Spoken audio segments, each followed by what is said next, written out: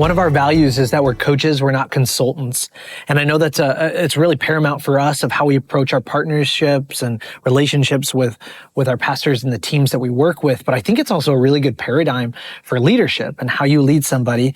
Maybe explain quickly the difference between a coach and a consultant. Yeah, so a consultant is somebody, an expert that comes in and assesses the problem, gives you the solution, and problem solved.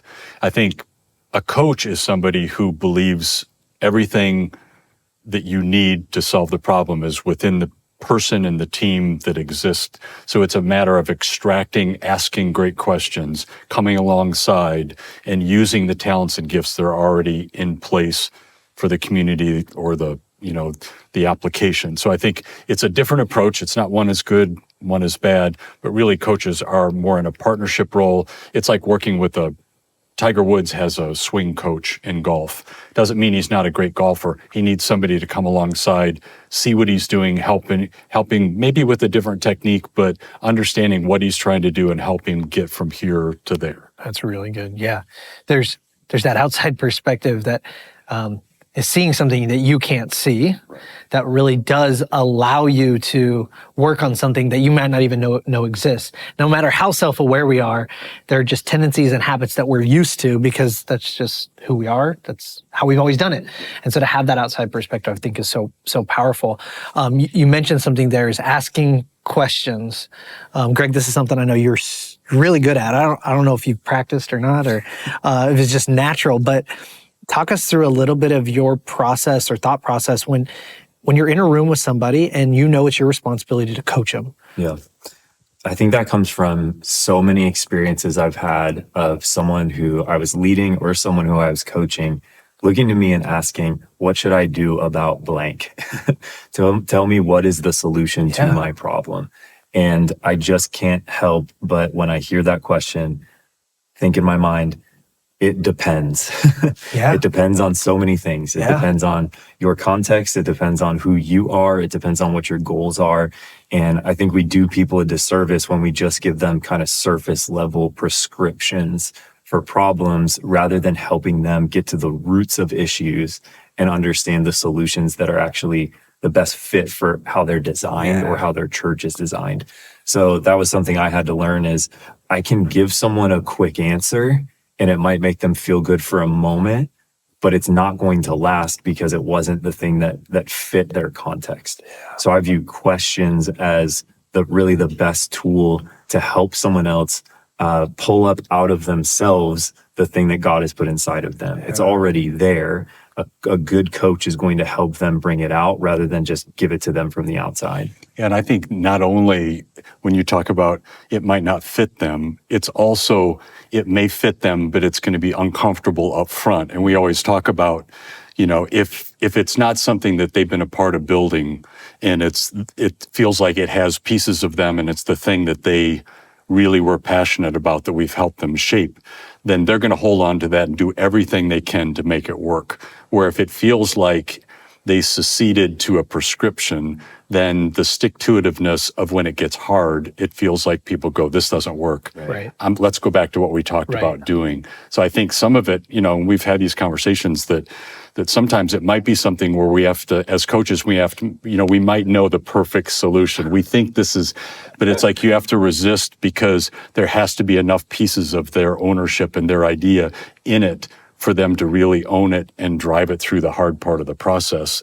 And that's always a delicate balance of how much of that is, but it typically comes down to we're going to own something we've been a part of building and we feel like isn't something that got handed to us that we can point to somebody else if it didn't work. Yeah. I think something I've picked up from how you develop or how you even put this into practice is I can't coach you if I don't know where you're at.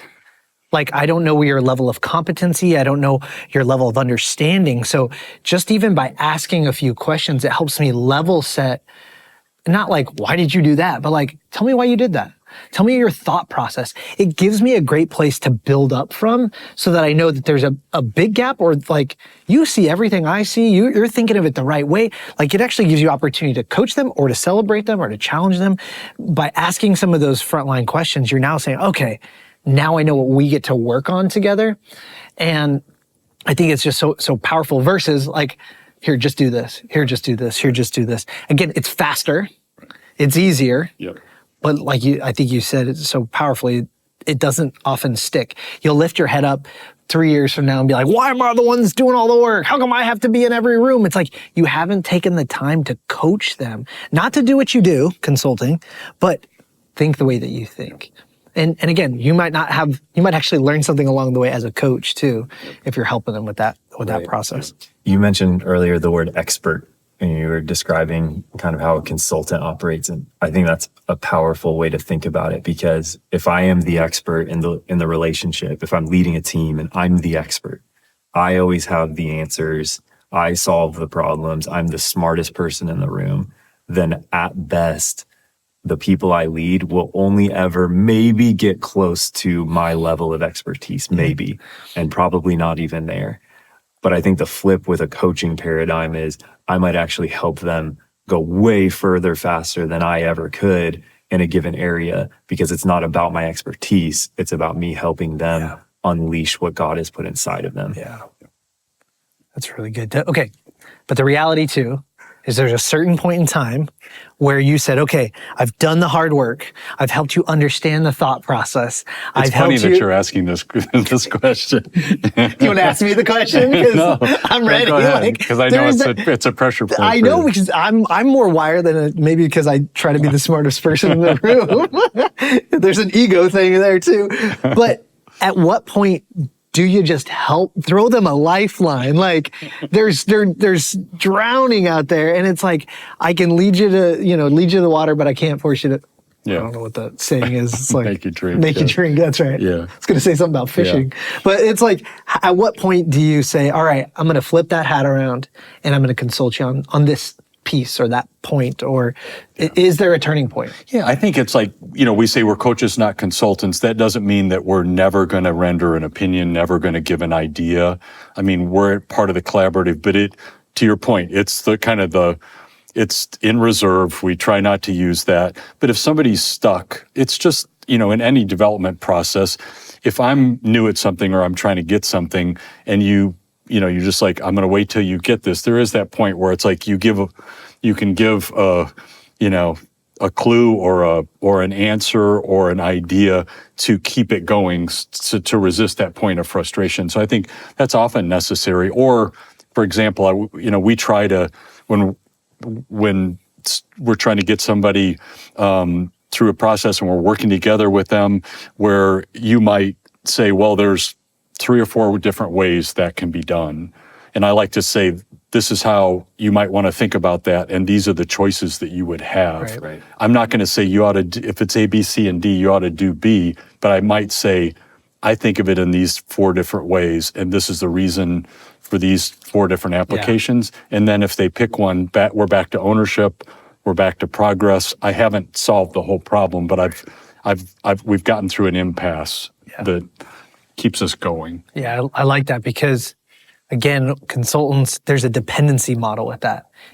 I help you fix it, it breaks, you call me back so I can help you fix it again. Right. Whereas a coach mentality is like, let me help you understand why this broke and how we're going to fix it.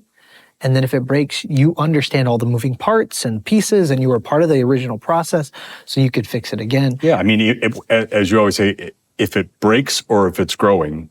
Yeah. Because we don't want you to have to call. We want to build a system that when you are growing to the next level, already, because it's based on principle and process and critical thinking of how to get to the next level.